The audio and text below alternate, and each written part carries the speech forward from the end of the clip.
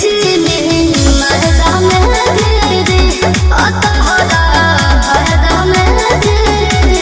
कैसे बोल खस्ता बनी की जिलेबी छानी बतावे नहीं।